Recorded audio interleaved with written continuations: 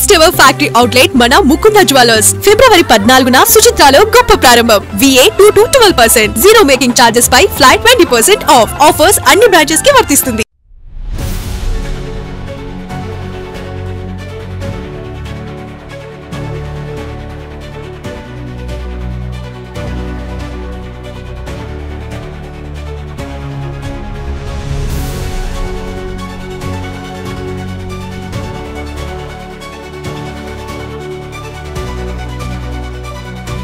Hi viewers, welcome to ఆదన్ మరొకడం. నేను మీ ప్రసాద్.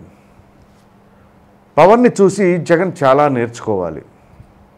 ఇంతకీ ఏంటి, షాక్ అయ్యారా? పవన్ని చూసి జగన్ ఏమి నేర్చుకోవాలని అనుకుంటున్నారా?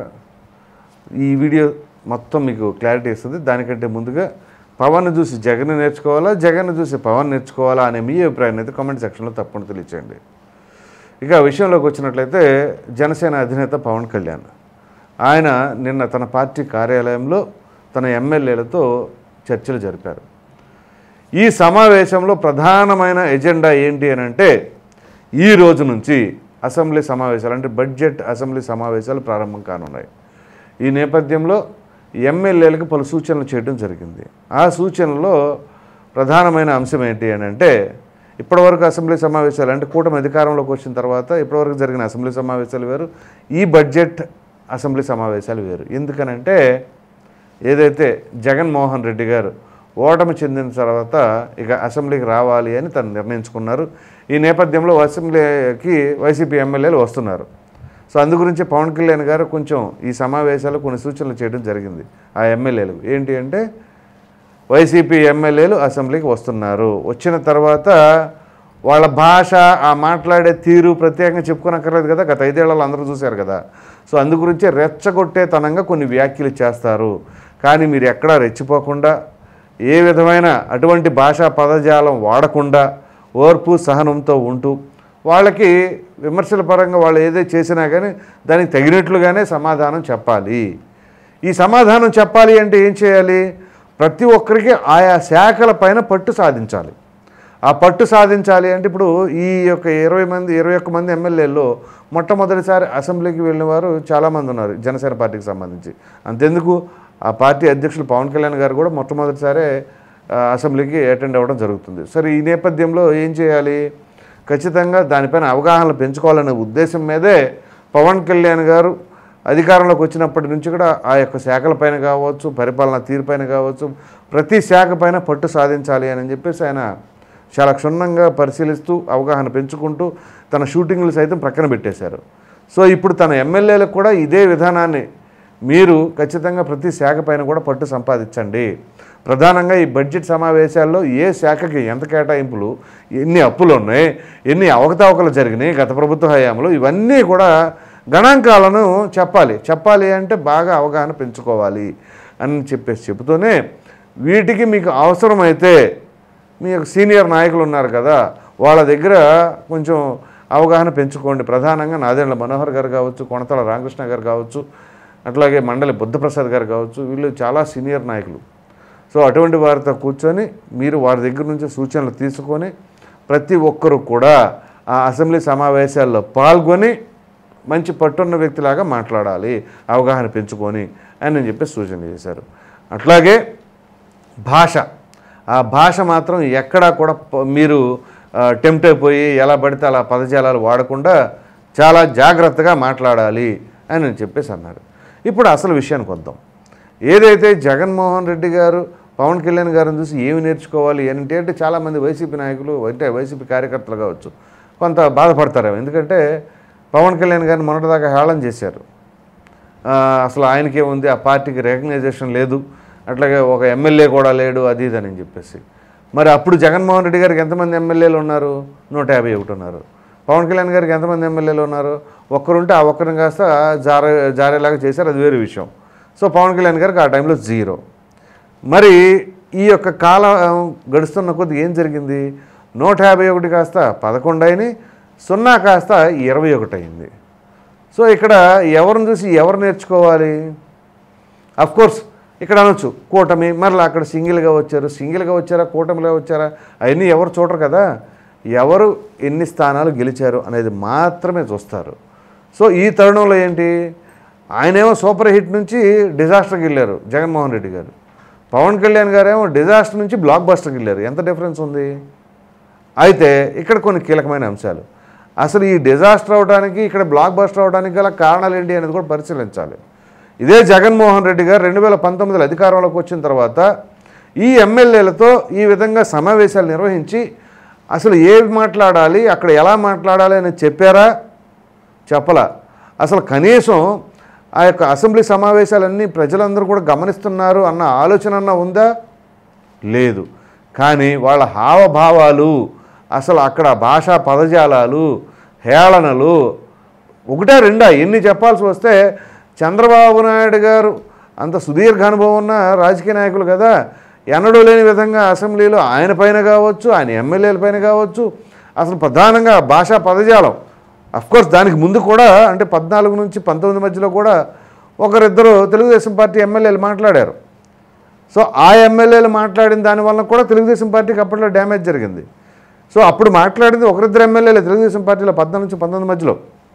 కానీ 19 నుంచి 24 మధ్యలో వైసీపీకి సంబంధించి దాదాపు అందరూ వారు కాదు వీరు కాదు మాట్లాడకపోతే మరలా మనం ఏమైనా తక్కువైపోతామా పార్టీలో అనే ఉద్దేశం ఏమో తెలియదు. కానీ ఎవరికి దోచినట్టు వాళ్ళు, ఎవరికి నచ్చినట్టు వాళ్ళు ఇష్టం వచ్చినట్లు ఒకరో ఇద్దరు మాట్లాడకుండా ఉన్నారంటే అది అతిశయోక్తిగా కాదు.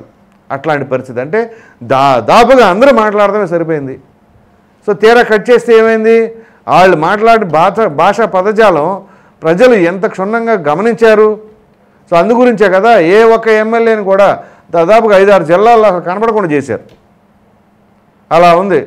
విశాఖపట్నం నుంచి దాదాపు గుంటూరు జిల్లా వరకు అనుకుంటా అసలు ఎవరు కనపడలా. ఆ విశాఖపట్నంలో అరకులో సంబంధించి ఇద్దరు గెలిచారు, ఆ పాడేరు అరకు సంథింగ్ అట్లా ఉంది.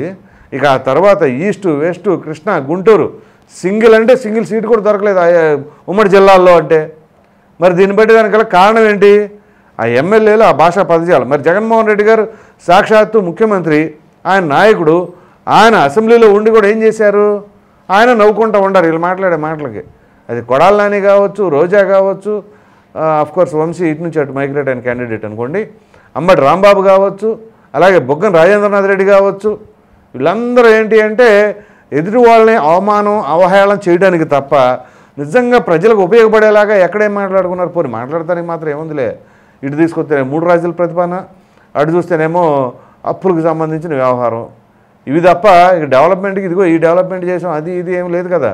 ఓ ఉంటే వాలంటరీ వ్యవస్థ, అది గ్రామ సచివాలయ వ్యవస్థ, ఇక ఇది పరిస్థితి. సో రోడ్ల గురించి అడిగితే మాట్లాడేవాళ్ళు లేరు. అట్లాగే ఇంకా అదేమిటి అంటే అమ్మ ఒడి అంటారు, లేకపోతే వసతి దీవెన, ఏ పథకాలు ఉన్నాయి కదా మనకి, ఇక వాటి గురించి తప్ప ఇంక వేరే ఏమీ లేవు. సో వీటన్నిటికంటే ఓవర్కమ్ చేసింది ఏంటి అంటే ఆ భాషా పదజాలాలు, అవమానాలు, అవహేళనలు ఇవే. సో అందుగురించే అక్కడ గంటకే కొన్ని లక్షల రూపాయలు ప్రజాధనం ఖర్చు పెడుతున్నారు. సో ప్రజలు ఆ విధంగా గెలిపించి అసెంబ్లీకి పంపించినప్పుడు ఆ ప్రజాధనాన్ని ఏ విధంగా ఉపయోగించాలి? కానీ ఆ విలువైన సమయాన్ని, అక్కడ ప్రజల డబ్బుని ఇష్టాన్ రీతిగా అక్కడ మనం అసలు ఎందుకు వస్తున్నామో అసెంబ్లీకి ఏం మాట్లాడుతున్నామో తెలియదు. సో అందుగురించే అక్కడ ఎవరైనా సరే నాయకత్వం లక్షణాలు అంటే ఎలా ఉండాలి అంటే ఆ టీం మెంబర్స్కి కొంత సూచనలు చేయాలి, మీరు ఎట్లా ఉండాలి ఏంటి అనేది. అఫ్కోర్స్ ఏం చిన్నపిల్లేం కాదు, వాళ్ళకి తెలియాలి. కానీ వీళ్ళందరూ ఆ విధంగా మాట్లాడారంటే దానికి గల కారణం ఏంటి? ఇప్పుడు ఉదాహరణకి వాళ్ళ నాయకుడు వీళ్ళు మాట్లాడే మాటలకి కొంచెం ఎక్స్ప్రెషన్ నవ్వుతూ ఉన్నాడు అనుకోండి, అబ్బా మా నాయకుడు నవ్వుతున్నాడు కాబట్టి మనం ఇట్లాంటి ఇంకో 4 తగిలించవచ్చు అనుకుంటారు. కానీ అప్పుడే ఖండించారనుకోండి ఆ నాయకుడు, సో ఓహో మా నాయకుడు ఎట్లాంటి అసలు ఎంటర్టైన్ చేయరు అని చెప్పేసి వాళ్ళకు ఉంటుంది. సో అక్కడ జగన్మోహన్ రెడ్డి గారు నవ్వుతుంటే ఇంకేముంది, ఇంకో 4 తగిలిస్తారు వీళ్ళు. మామూలుగానే భజన చేయడం అలవాటు కదా నాయకులకి. సో అట్లాంటివన్నీ చేస్తే ఏమవుతుందంటే అసలు నాయకుడిని ముంచేస్తారు, వీళ్ళు మునుగుతారనమాట. సో టోటల్గా ఏమవుతుంది, అధికారంలోకి వచ్చిన తర్వాత ప్రజలను పట్టించుకోకపోతే ఇలాగే ఉంటుంది. సో అందుగురించే పవన్ కళ్యాణ్ గారు ఇప్పుడు పదే వాళ్ళ ఎమ్మెల్యేలకు కూడా సూచనలు చేస్తుంది ఏంటి, మీరు నిత్యం ప్రజల గురించి ఆలోచించాలి. ఇప్పుడు ఈ బడ్జెట్ సమావేశంలో ప్రతి శాఖ పైన పట్టు సంపాదించాలి, అవగాహన పెంచుకోవాలి అని చెప్పేసి అన్నారు. అట్ ద సేమ్ టైం అసలు 0 అవర్లో ఎలా ఉండాలి, ఇక్కడ ప్రజా సమస్యలు ఏంటి, ఆ సమస్యలు ఎలా లేవనెత్తాలి, ఎలా మరి వాటిపైన చర్చలు జరపాలి, వాటి పరిష్కార మార్గం చూపాలి అని చెప్పేసి అన్నారు. అంటే అందుగురించే ఇక్కడ నేను ఆ టైటిల్లో ఒకటి పెట్టింది, పవన్ చూసి జగన్ చాలా నేర్చుకోవాలని కూడా పెట్టాల, చాలా నేర్చుకోవాలి అని అంటే ఇంకా డెప్త్గా నేర్చుకోవాలి అని దాని ఉద్దేశం. ఏదో అధికారం అనగాల మనం రివెంజ్ తీర్చుకోవడానికో, కేసులు పెట్టడానికో, అవమానాలు చేయడానికో కాదు. లేదా అవినీతి అక్రమాలు ఆ నాయకులు ఎవరేం చేసినా సరే మనం పట్టినట్టు ఉంటాము అని అంటే దాన్ని ఎవరు కూడా ఉపేక్షించరు. ఏంటి అంటే ఓటమి చెందిన తర్వాత అది ప్రతిపక్ష హోదా ఉన్నా లేకున్నా విపక్షంలో ఉన్నవాళ్ళు ఖచ్చితంగా వాటిపైన మరి కాంక్రీట్గా మాట్లాడి ఆ యొక్క సమస్యల్ని ప్రజలు ఈ విధంగా ఇబ్బంది పడుతున్నారు అని చెప్పేసి ప్రభుత్వం దృష్టికి తీసుకువెళ్ళాలి. అలా తీసుకువెళ్లకుండా ఏదో మొక్కిబడిగా మేము రావాలి కాబట్టి వచ్చాం, లేదంటే మమ్మల్ని అదేంటి బర్తరఫ్ చేస్తారు అని కనుక ఏదో నామకే వాస్తే అటెండెన్స్ కనుక చేసుకున్నారనుకోండి ఉపయోగం ఉండదు. సో అట్లా కాకుండా ప్రజలకి ఉపయోగపడేలాగా ఈ యొక్క సమావేశాలు జరగాలి అని చెప్పేసి అయితే కోరుకుందాం. అట్ ద సేమ్ టైం ప్రతి నాయకులు కూడా ఎంతో బాధ్యతాయుతంగా వ్యవహరించాలి. ఈ అవమానాలు, అవహేళనలు, ఈ సెటైర్లు ఇట్లాంటివన్నీ కూడా అదేం జబర్దస్త్ వేదికేం కాదు, అది అసెంబ్లీ సమావేశాలు కాబట్టి ప్రతి ఒక్కరు ప్రతి ప్రతినిధి కూడా ఒళ్ళు దగ్గర పెట్టుకొని కొంచెం భాషను కూడా జాగ్రత్తగా ఉపయోగించి మాట్లాడేయాలని చెప్పేసి అయితే కోరుకుంది. అలా కాని పక్షంలో ఆయా ఎమ్మెల్యేలకు మొన్న జరిగిన ఇప్పుడు ఎవరెవరికైతే ఎటువంటి చేతి ఫలితాలు వచ్చినాయో ఇప్పుడు ఎవరైనా సరే ఆ విధంగా మాట్లాడే ప్రయత్నం కనుక చేస్తే వాళ్ళకి భవిష్యత్తులో అదే పరిస్థితి నెలకొంటుందని మాత్రం కొంచెం దృష్టిలో పెట్టుకొని ఉంటే మంచిదని భావిద్దాం. ఈ వీడియో కనుక మీకు నచ్చినట్లు లైక్ చేయండి, షేర్ చేయండి. అదేవిధంగా పవన్ని చూసి జగన్ చాలా నేర్చుకోవాలి. ప్రధానంగా ఒక నాయకుడిగా అన్ని విషయాల్లో కూడా సూచనలు ఇస్తూ జాగ్రత్తలు వహించేలాగా ఏదైతే ఇప్పుడు పవన్ కళ్యాణ్ గారు చెప్పారో దానిపైన మీ విలువైన అభిప్రాయాన్ని కామెంట్ సెక్షన్లో తప్పకుండా తెలియచేయండి. మరిన్ని వీడియోస్ కోసం మన ఆదాన్ ఛానల్ని సబ్స్క్రైబ్ చేయడం మాత్రం మర్చిపోండి. Thank you.